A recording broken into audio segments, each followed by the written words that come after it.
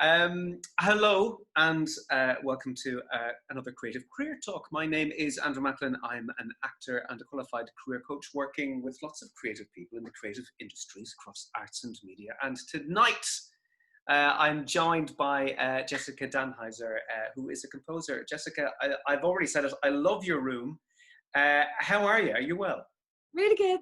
Very well, thank you. Yeah, I just moved in here and yeah, nice space. I'm liking it. I'm liking both pianos. Can those be played simultaneously, or is that? Oh, yes, is the answer. Yeah. No, I mean, so this one is just like a MIDI thingamy to control that, but that's a real piano. So I play that for pleasure and this more for work.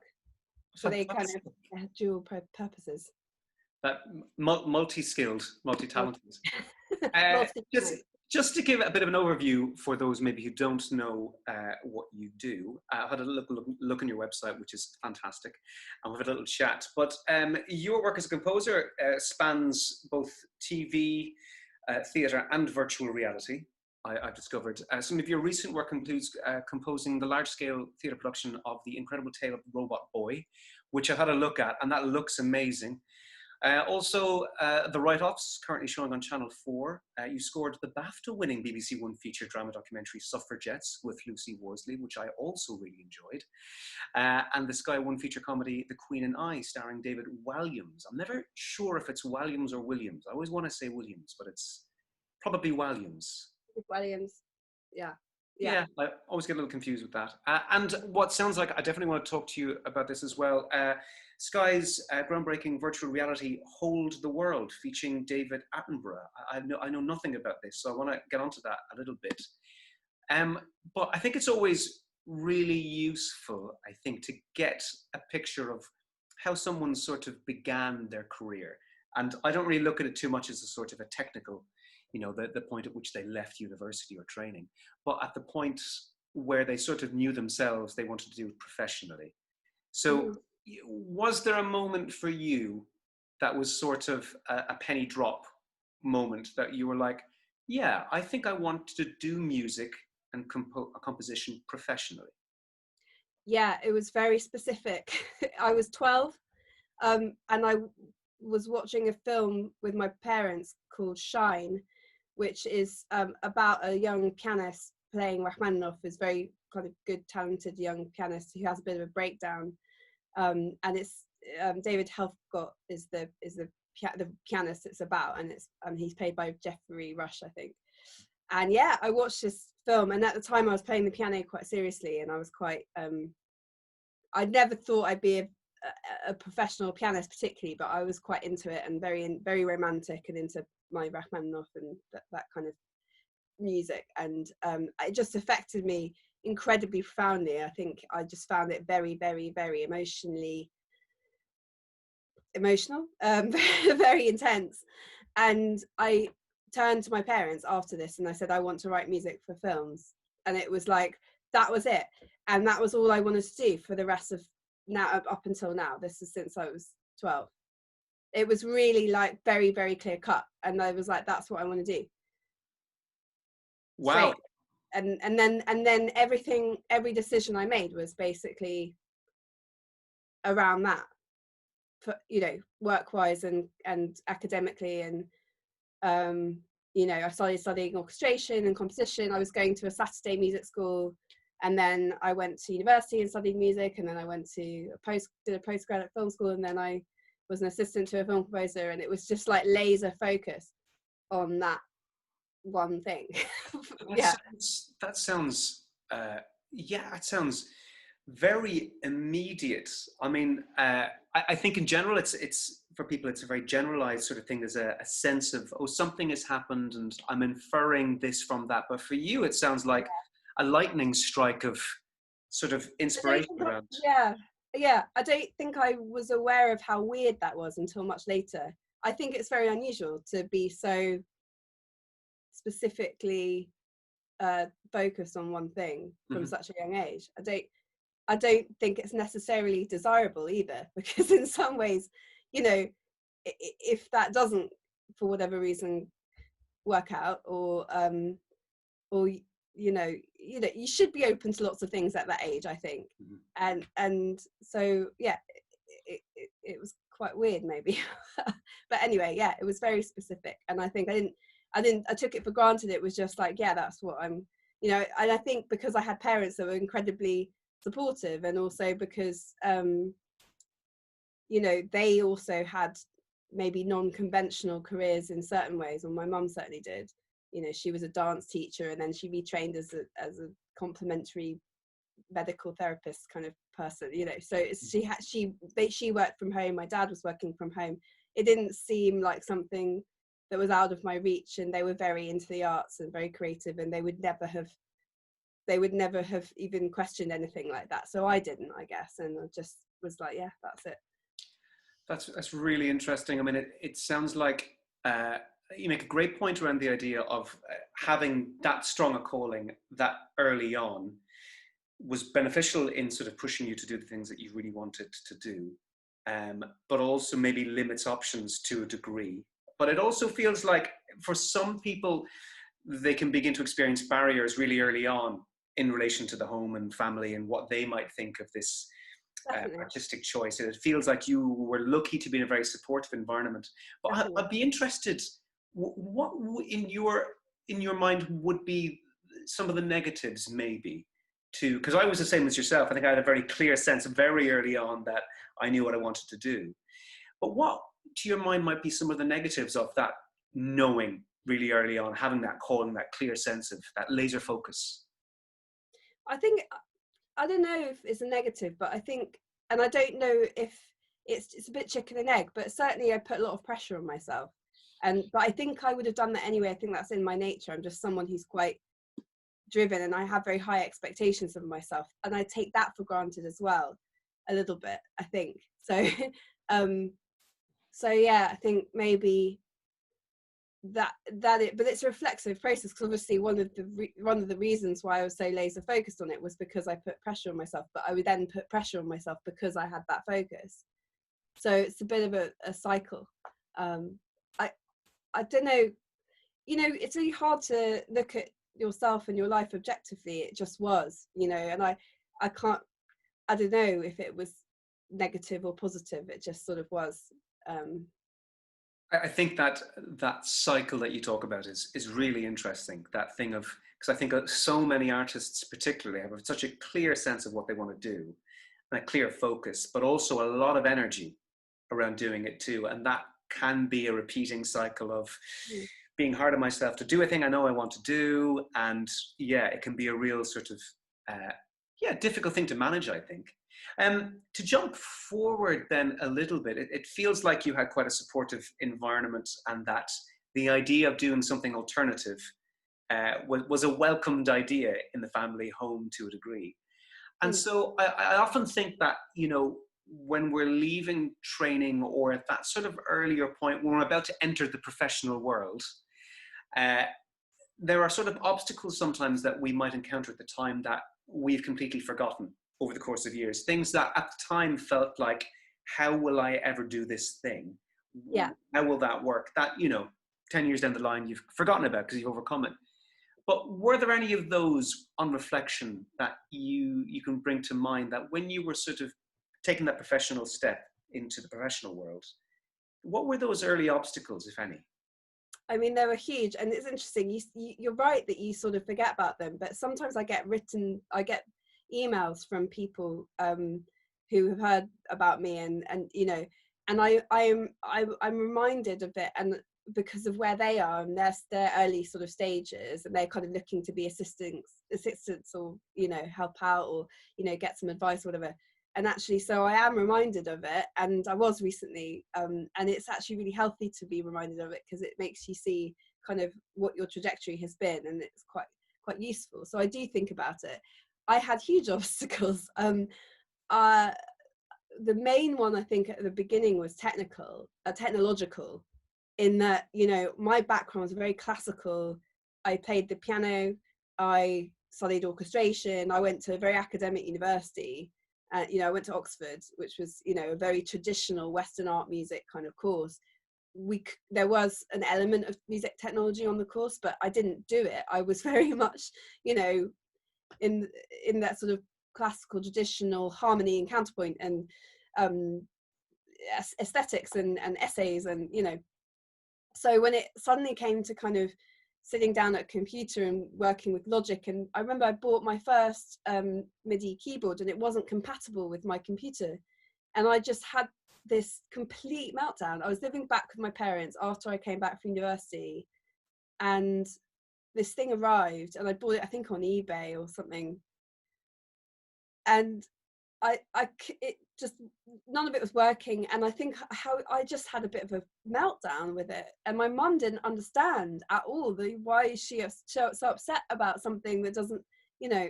But for me, it really was was emblematic of the whole issue, which was that I was here and I wanted to be there, and I had no idea how to get there, and part of that was like the medium, fighting with the medium. Well, there is no art without resistance from the medium, right? And it was all fine in the end, because you learn and you read and you do it, and you learn through doing it. But at that time, you know, using the software, using computers, working out how to record stuff, working out how to mix things, you know, all of that stuff just seems so far away from my own training and my own experience of date. And that was so fundamental to being able to score to fixture, was you have to know that stuff. And so yeah, so that was a big obstacle for me. Otherwise, I think just knowing where to start, isn't it? It's like it's like a chicken and egg. You need to have a certain amount of work under your belt before anyone's going to take you seriously, but then you kind of need to have something to do to create that work, because you can't just manufacture that. You kind of, well, you can make yourself just right, but it's quite hard to structure that. And I was kind of wanting to make money, so I was working in a clothes shop, and I was teaching piano, and you know, with no sense really of how to kind of build it through. And yeah, so that was, I guess, an obstacle. And I think another obstacle was my confidence. Just I was lacking in self-confidence big time, you know, and I still struggle with that. I still struggle with imposter syndrome, you know, the sense that everyone else is better than you, and comparing yourself with others, you know, which, you know, I can't imagine now must be much worse with Instagram culture and that whole kind of world of, you know, everyone just showing their best bits, you know, which it wasn't quite so much at the time, but there was a bit of that as well. So yeah, I'd say those three things kind of primarily. So what was, I guess I'm curious around, because quite often, like, I think people would look at those early challenges when they're meeting them and think, this is a waste of my energy. This sheer block and challenge cannot be good for me. And so with that first challenge of learning how to, I guess, move from the traditional music into the digital, what was, on reflection now, what do you think was sort of the learning, the benefit of that process? So at the time, obviously, it sounds as traumatic, like a meltdown in you know, trying to make this stuff work. So looking back now, what was the sort of lesson that you have taken from that? To read the manual, to read a manual, to look at YouTube video. So to not be too scared. You know, I still fail in that. You know, I still am intimidated by things I don't understand. I think, unfortunately, that tends, I have to tread carefully, but it is more of a female trait to look at something techie that they can't do and go, oh, I can't do it. Whereas most guys I know will look at it and be like, oh, I can't do it now, but if I mess around with it, it's fine. You know, that sort of fear of failure is kind of really big, and not even trying because you don't think you can. Well, you can. None of this stuff is rocket science, actually. It's, you know, and with a bit of reading and with a bit of messing around and playing with it, then you normally can find a way through it. So I think it taught me that, but very slowly and very gradually, and I'm still not there yet, really. Like I'm still getting there.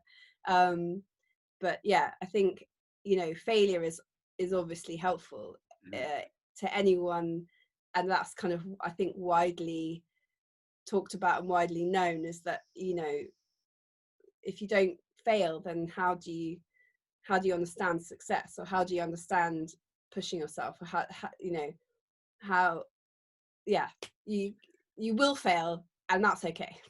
That's really refreshing to hear that at this stage where you are in your career, that there's still that sense of, I'm still figuring out how to work some of these technical aspects of things, that's a continual process for you. You've Also, mentioned a little bit a little while ago around what it was like sort of starting off to a degree in those early steps, in that sense of, I need something behind me in order to be taken seriously in the industry. And I also have to try and make money. And those sort of steps and blocks that seemed to be required for you to get into the position you are as a composer. If you were to, I guess, offer advice from your position now of experience and having gone through those steps yourself, to maybe people who are entering your same career line this year, of all years in 2020, what would, if any, advice, would you offer around those early steps, how you might negotiate them, what you might need to have in order to move to the next stage? I'd say try and study the craft of it. Try and study that as much as possible. And even if you don't have loads of money, there's so much stuff that you can download. There's so much information on YouTube. There's so many companies that offer free samples, sample packs, things to get started with, you know, sounds that might inspire you.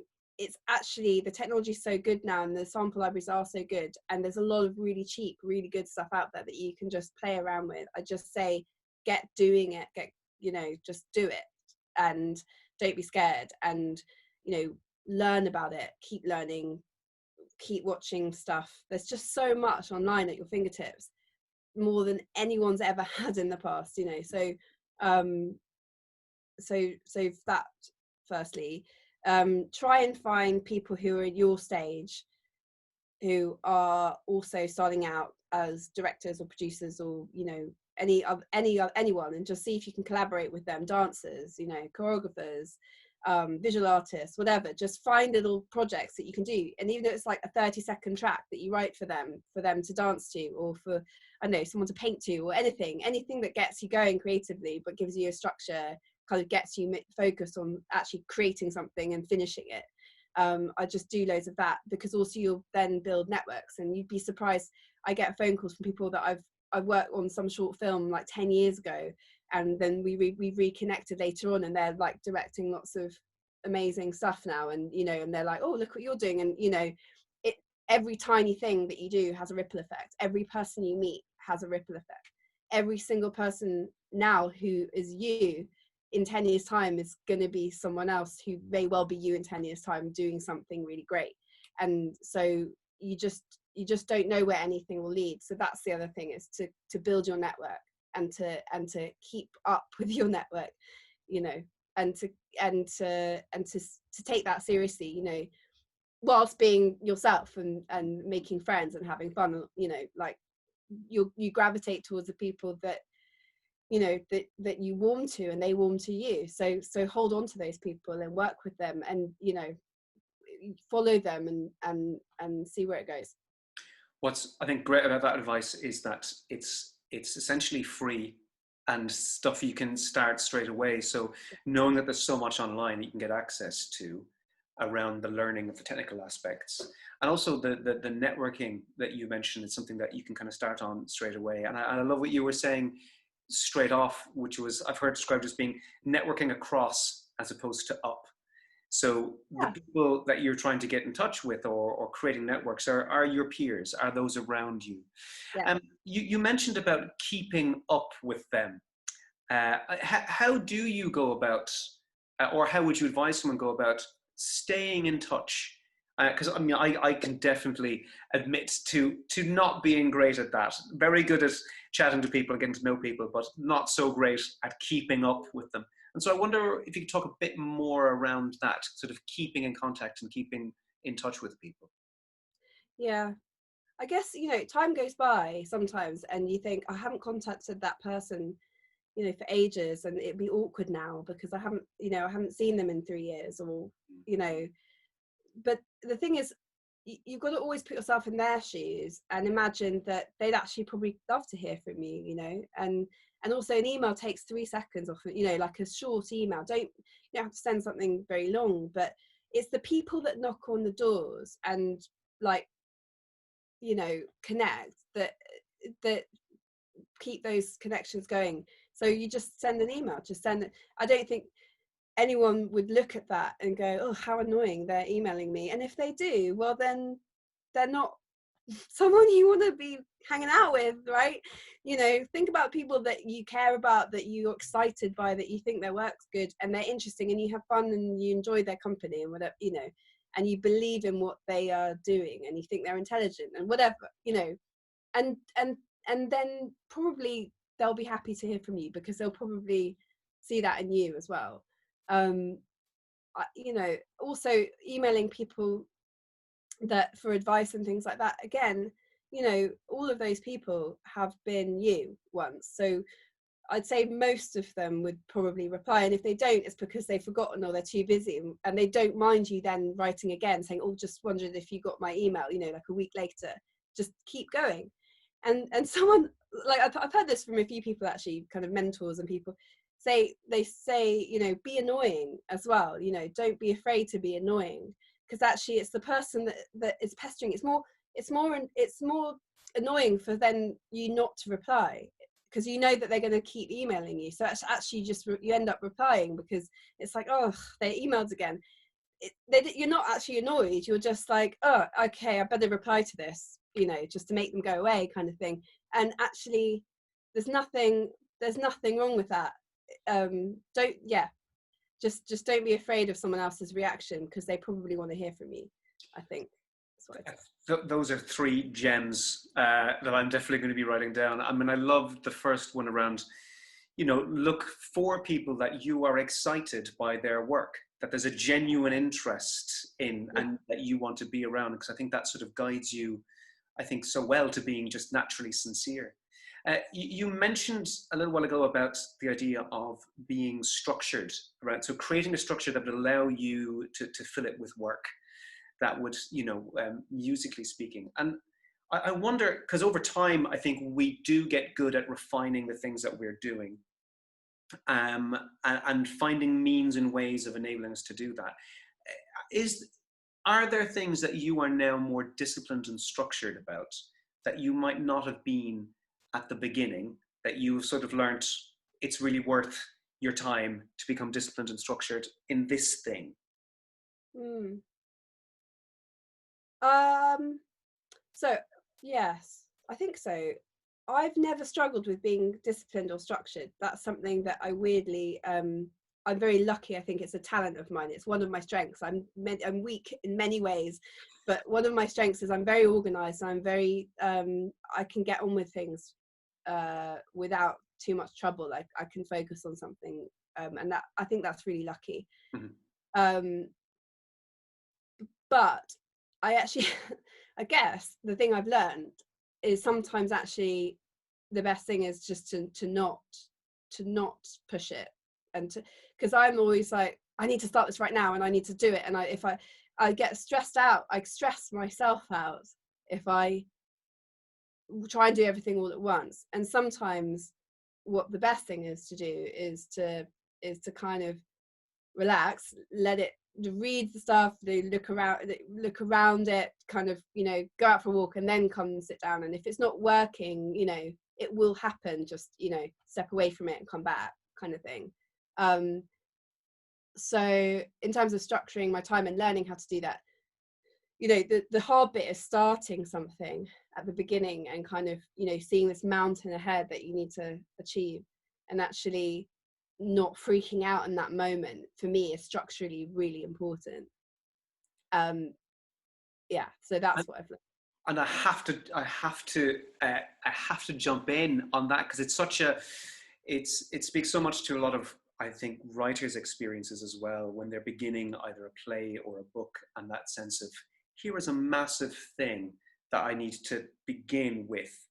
And I think everyone finds their own ways of beginning that process. I mean, for you, is there anything that you go to help you break that mountain down into chunks that you can begin to work on? How have you negotiated that? Or is there a way, or is it just a case of you just start climbing the mountain?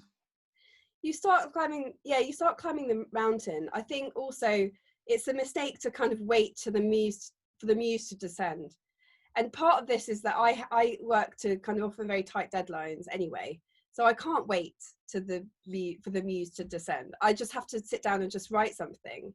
And often, just write something. It's just like, just stop faffing, just write something. Don't worry about it. That is actually the best mentality for me to have. Which it avoids the overthinking and the kind of questioning yourself a bit. Takes that sort of filter away, and also the sort of fear of judgment or think, oh, is this right or not? It's just just write something. So that's one thing. And I guess just on a kind of purely practical note, with a film or something, sitting down and writing a cue sheet. So in music, in films, you have lots of individual pieces of music and you call them cues, and they each have a number and a title, and you in a spotting session you'll work through and you'll give all of these individual pieces of music that start and end in a certain place. You give them a number and a name, and that, I like lists, and that always helps me a little bit. It gives me a sort of visual picture of what I've got ahead of me, and sometimes that's really scary because you see all these pieces of music that you have to write. But when you have some themes already that you've written, and you start, well, that theme is that's that guy, and that's that woman over here, and so I'll do that sometimes once I've had a chance to just write away from the picture some basic themes and ideas for the characters or the stories or whatever, just to kind of have something to start with. Then I write my list and I'm like, it's a little jigsaw puzzle, and this theme would be nice over here, and then that spurs on something else. So you're not just starting with an empty page, but then I've got a film and I've got a structure that I'm working to, or a play or whatever, or a script. Whereas, so I never really start with a completely blank page but then maybe no one does. Maybe if you're writing a book, you still have a character, or you still have a plot, or I don't know. So yeah, that scares me more, is just making something in and of itself. I'm making something for something very structured that already has a story or already has a vision that somebody else has started. So what I'm hearing from that is that it feels like, for you specifically in the work that you're doing, having these sort of archetypal themes allows you to sort of filter down to the smaller sections of music you need to write. You can associate with those larger things, and having these sort of themes somehow organizes it all in your head. But I think what you're saying is very right, in that everyone's always reacting to something when they're writing. There's no vacuum that people need to create from it. I think with a lot of writers as well, there's something, even if it's not very clearly stated, that's sort of that they're reacting from, that makes them do it. I wonder, I think as well, on the opposite side of that structuring that people do and the things that they get more disciplined about, it feels like you've been, like you said, quite lucky to have a natural structure and natural ability to be disciplined, but that there's a self-management in that there's times you need to be away from it, and times you need to be, that allow you to get on with it. But I wonder, what do you worry less about now in your work? What have you learned to just go, do you know what, that's not worth my concern, it'll get done? Yeah, getting it done at all, finishing in time and being able to, I worry about that less, because basically I've never not got it done. And so and like, really, it's only quite recently that I've got to the point where I'm like, do you know what, it's going to be fine, because like it's always been fine. But actually really felt that I can say that, I've been able to say that to myself in the past, but I'm starting to actually feel it, and it's really helpful, because the kind of stress and anxiety that can come from feeling like you don't have enough time is really counterproductive. It really doesn't help the process very much to be that stressed about time. It's much more important to try and just sit down and focus on what you're trying to do, you know, rather than worrying that you're not going to be able to finish it in time. And so so I guess that and also I guess just having faith in your ability, but I think that just takes a lot of time. Well, maybe some people just have it anyway, but I think I've always questioned myself quite a bit in terms of, you know, how good I am.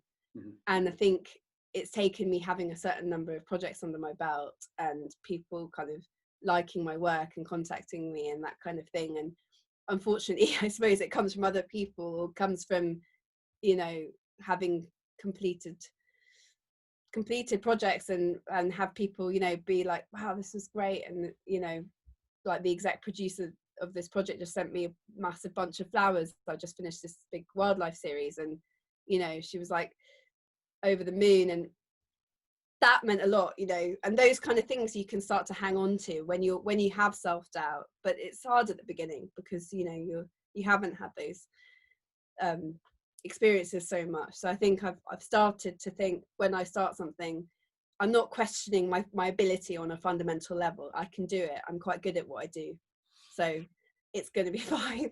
I think that's quite a sane, healthy thing. I think I can definitely reflect that there was definitely a point for me as an actor where I suddenly realized, oh, I've objectively, others have given me enough jobs over the years for it not to be legitimate to me to doubt myself as much as I might. That it's not in my own head that I'm doing this thing. And I think it's really interesting what you said as well around time scale and short deadlines. I know a lot of actors that I would work with have that thing of, you know, 24 hours to turn over a self-tape. And I think I've always sort of come to the conclusion that the time that you are given is the time that you need, really. You will accommodate and cut away what you need to make that time work. So it helps me a little bit sort of organize that. Really true, that actually. It's really true. The amount that you can do sometimes in 3 days, if you have to, which I've had to do, is extraordinary. You know, you can do it. Yeah, and I guess it takes time, like you say, to really feel that to a degree or kind of understand it. You have an album that has been created. That, of course, you were at Abbey Road Studios. You got a chance to have that space with with an orchestra. Tell me a bit about that, because we were talking about it before, and I was kind of fascinated by it. How did that come about? What did it mean to you?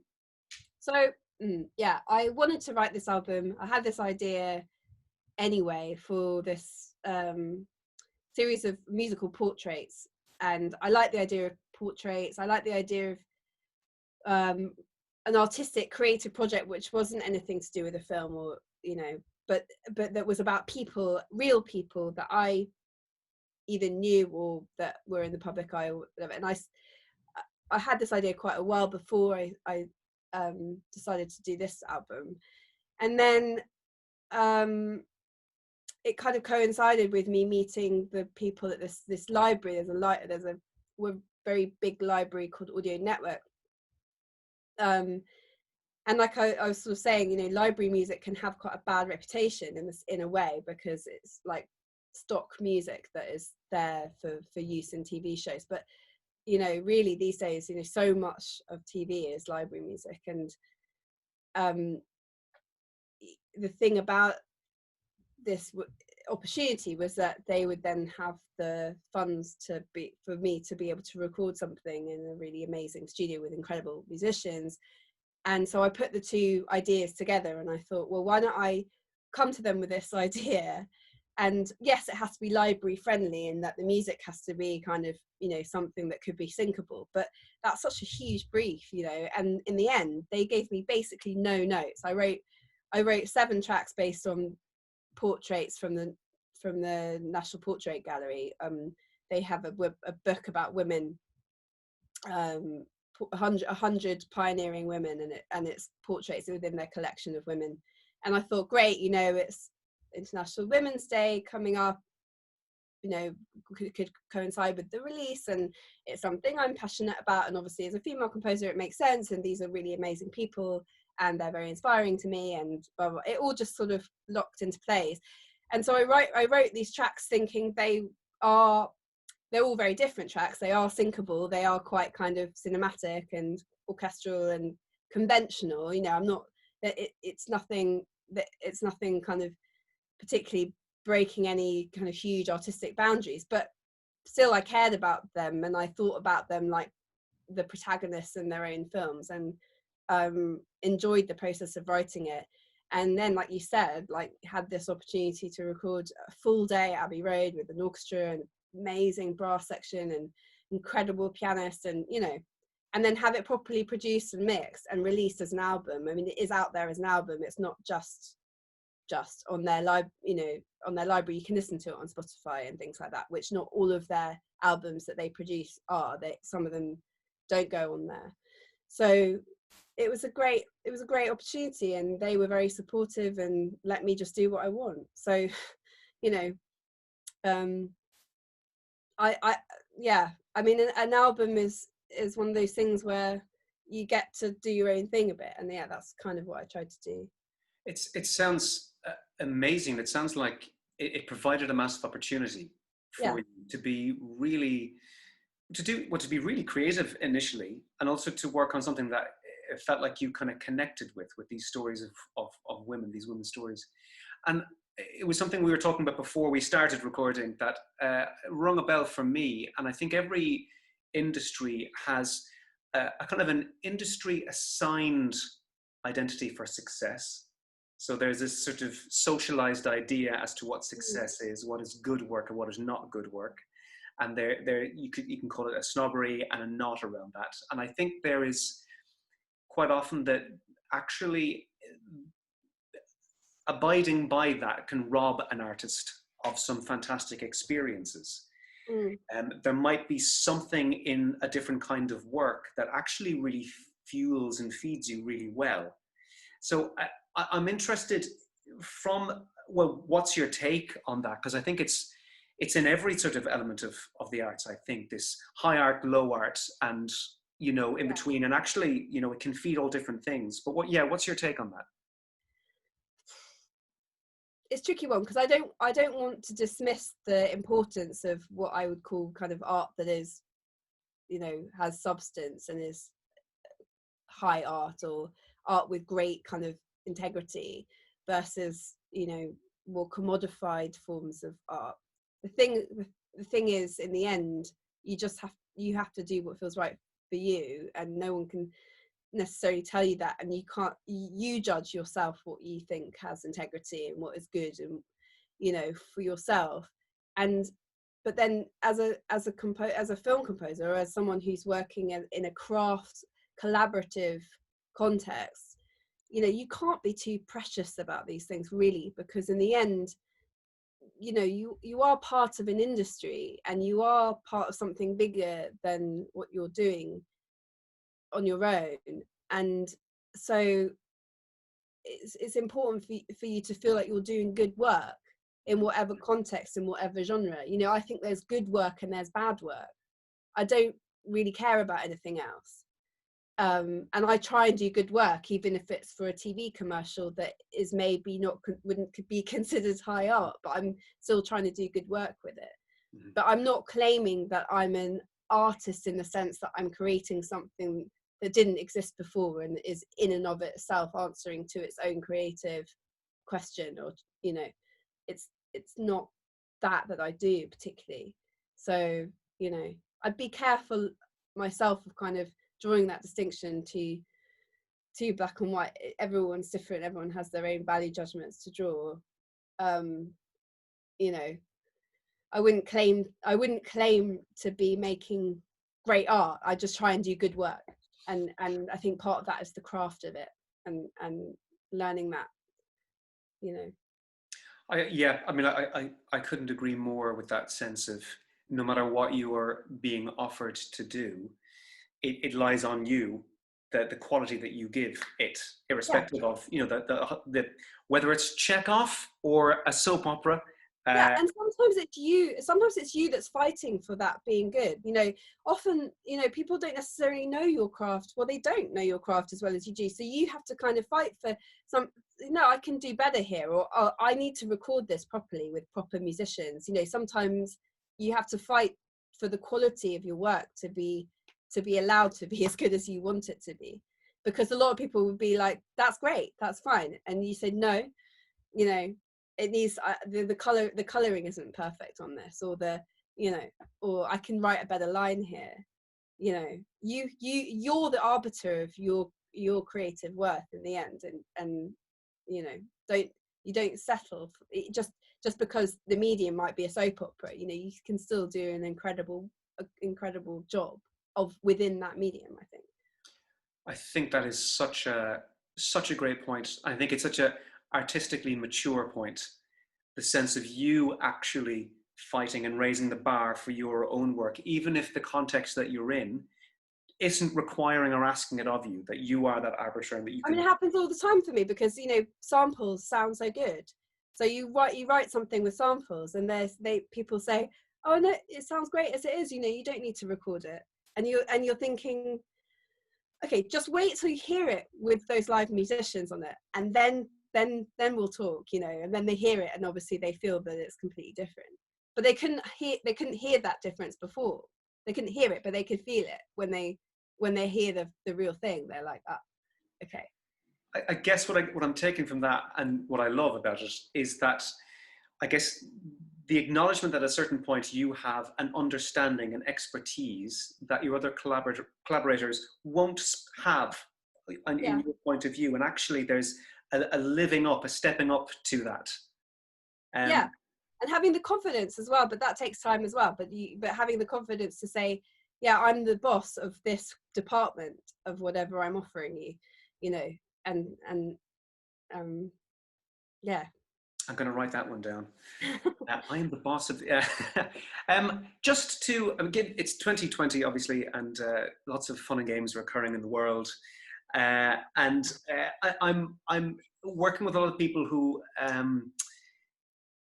haven't been freelance before and are becoming freelance for the first time, and it's such a mind expansive thing for them, because they're like, well, how do you organize anything, and how do you deal with not knowing when next month's rent is coming, and all of these things? And they can be quite natural things for a lot of freelancers, I think, that we've acquired that a way of seeing the world and a way of living in it that enables us, I think, to deal with uncertainty in a different way. And I wonder how, as a freelancer, you have chosen to look at uncertainty or deal with that nature of the freelance world, not knowing what's going to happen, when it's going to happen. And yeah, how have you learned to see it or deal with it over time? How experience. You just have to go through a few years of it, I think, before you see the pattern of the year. And you have to go through, I think you need like 5 or 6 years, maybe even, you know, because things ebb and flow. So some years are much better, some years are much worse. But there's a sort of cycle where it kind of there's a pattern a little bit. Well, there has been for me, sorry. I don't know, it's different for everyone, obviously. So for me, I think I got to the point about 5 or 6 years in, and bearing in mind that I started from scratch, like straight out of university, and I've never had a proper job. Like I've never, you know, I've never had a salary, you know, or benefit, like, I don't even know what those are. You know, do people get health insurance? Yeah, I think so. You know, like that. I've never had a 9 to 5. I've never worked in an office, you know, apart from a week's work experience, you know, once, like, really. So starting from scratch. But there was a point, I think 5 or 6 years in, where I was like, actually, if I look at my income, it's gradually the same every year, but a bit more. It's kind of going in the right direction. You know, sometimes I haven't worked for ages, and then things pick up again. So when I have those dips, I freak out less now, because I'm like, it's just part of this sort of natural ebb and flow of it. And I've never had certainty, Mhm. so I don't miss it. I've never had a salary, so I don't miss it. But I think you need to just see the evidence for yourself for over a certain number of years or as time for you to then think, oh no, this is okay. But I don't have any other way of, I don't feel like there's any other way of knowing unless you kind of have to suck it and see, I Mhm. guess. But what I would say is that, you know, it's great, and I think your earning potential is so much higher Mhm. from what I've seen. Like certainly at a younger age, I was earning a lot more than a lot of my friends, Mhm. which isn't a, and I wasn't like, in my mind, I wasn't doing that well. Mhm. I guess, you know, that's all relative, but as in, I was sometimes surprised at how, you know, I think a salary can be very limiting. Whereas if you're your own boss and you're taking on lots of work and you're doing multiple things, because I was always and am always have multiple revenue streams. You know, I can take on jobs because I can orchestrate other people's music, and I can do copying, and you know, there's other things that have subsidized my career and my work as a composer. So I just feel like your earning potential is much greater. That's Um, a massively reassuring point to a lot of them. That sense of actually, it allows you to have multiple revenue streams. It allows yeah, you to really adapt the skills that you have that have yeah, been for a specific thing in multiple areas. And I think it's really a really good point you make around looking back on, say, 5 or longer years for those patterns. I think yeah, there became a point for me where I thought it was more unrealistic to think that I wouldn't work again as an actor. Given the years, looking back, you go, oh, okay, I have worked a certain amount over the course of these years. It's unrealistic to think I'll never work I'll again. never work again. Yeah. But you can't fake that is the problem. That's the annoying thing about it. I don't think someone, you know, you can't, you have to just experience it, and you have to kind of go through it. It's awful. Like, you know, you kind of want to be able to go back in time and tell yourself it's okay, it's fine, you're all right, it's going to be okay. But you kind of have to go through it. Maybe, I don't know. No, I definitely reflect that. I think it's good to know that there's the potential for things to feel more secure and more doable. Even if, you know, as a younger person, perhaps hearing this, you might still have that same sense of, well, you know, it's fine for you to say that it'll be fine. I don't know yet. But that, you know, that the potential for it to be fine and to work itself out is quite there.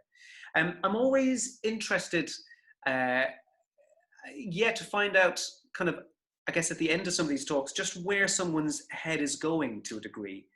Because I think people can look at other artists and composers and writers and think that they're sort of static, that that they are just doing what they're doing now and there's nothing else. And quite often it can be very, I think, I don't know, really interesting to see, well, what's at the edge of their mind? What sort of areas might they be interested in kind of going in, or where's little seeds of potential that might be mulling over? So I wonder for you then, you know, what are there things at the moment that are on the horizon that you're thinking, here's an interesting idea that I might use in 2 or 3 years' time, or here's something that I might explore at some point. I'd be interested in learning a bit more about this. Are there any of those sort of potentials knocking about in your head? I guess musically, stylistically, there is a little bit. Like, I'm getting much more interested in synths, and because, you know, like I said, I was very classically trained, and, you know, orchestration and orchestras and the big, that all that stuff is really comes very easily to me. But weirdly, the stuff that, you know, a lot of other people would say, oh, that's the difficult stuff, right? For me, the difficult stuff is actually like the sort of more rock and roll stuff and finding cool sounds. And, you know, so I'm playing around a lot more with like cool sounds and recording a lot more, and, you know, doing a lot more weird effectsy stuff with natural sounds. And so I'm looking forward to hopefully having some projects where I can really explore that a bit more. um and I've got one at the moment which I'm trying to do with, and so I suppose there's that, which is sort of also just like a technical development, I guess, which happens over, you know, you get kind of like bored of what you're used to, you know, your default sort of mode of writing. Think, what, you know, it's kind of boring to do it all the time, you know, how can I play with something new? So there's that. I'd like to do more album stuff, I guess, you know. I'd like to go back to, I've done a bunch of arranging, and I really love working with other songwriters and stuff doing arrangements. I haven't done that for a while, and I'd like to go back to doing a bit more of that. But yeah, I don't know, I've never really had a plan. Although I've been laser focused on what I've been doing, I kind of have sort of taken it each project at a time, and often I don't know what I'm going to be doing in a couple of months' time, or like next year. At the moment, I don't know. I'm not worried about it, and I never really have been that worried about it. I just kind of focus on what I'm doing at the moment, which I'm not sure is very wise. But it sort of works out. But yeah, I don't know what's coming.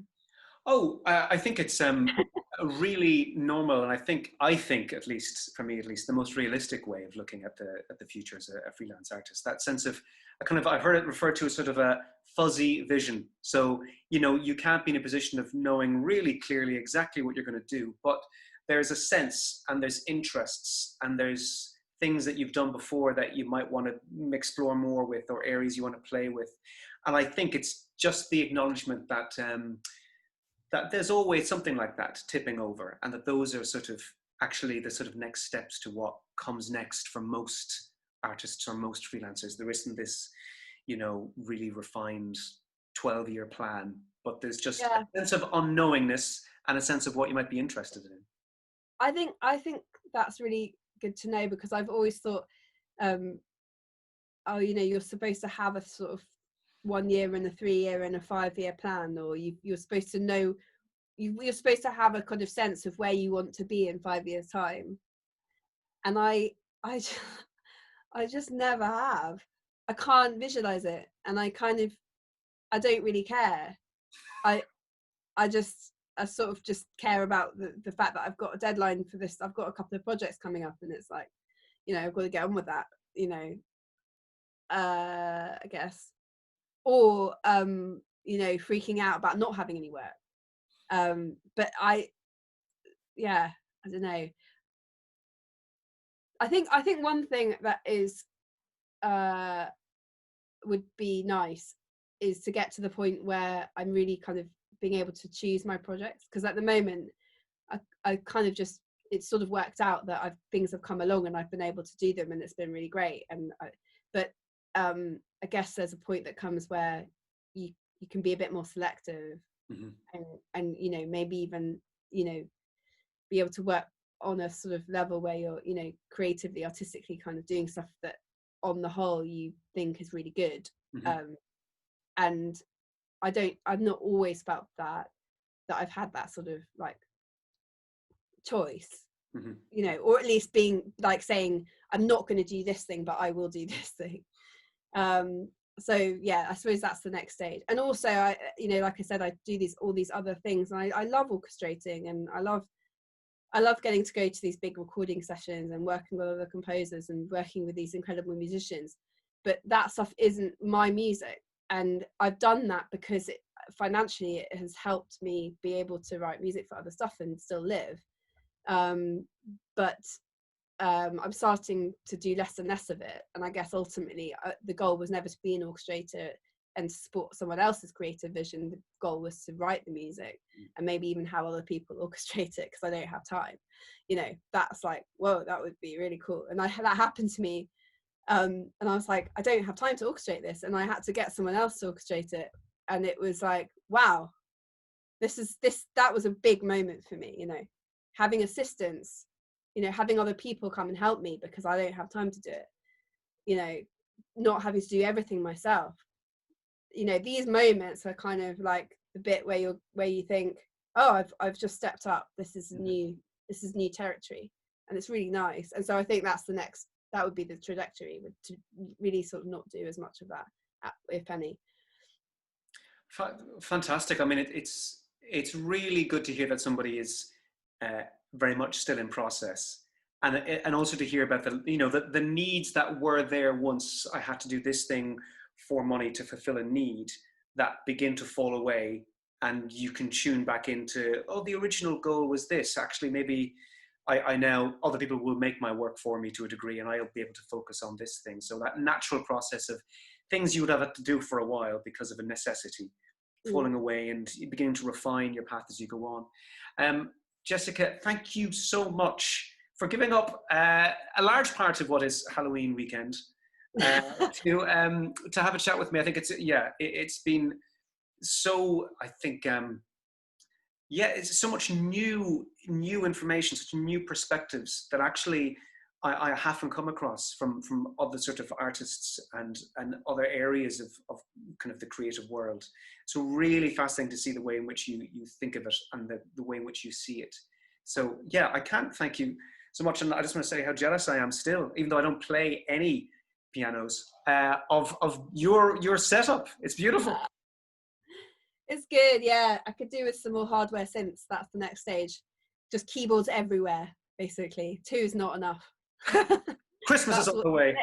Next time, yeah.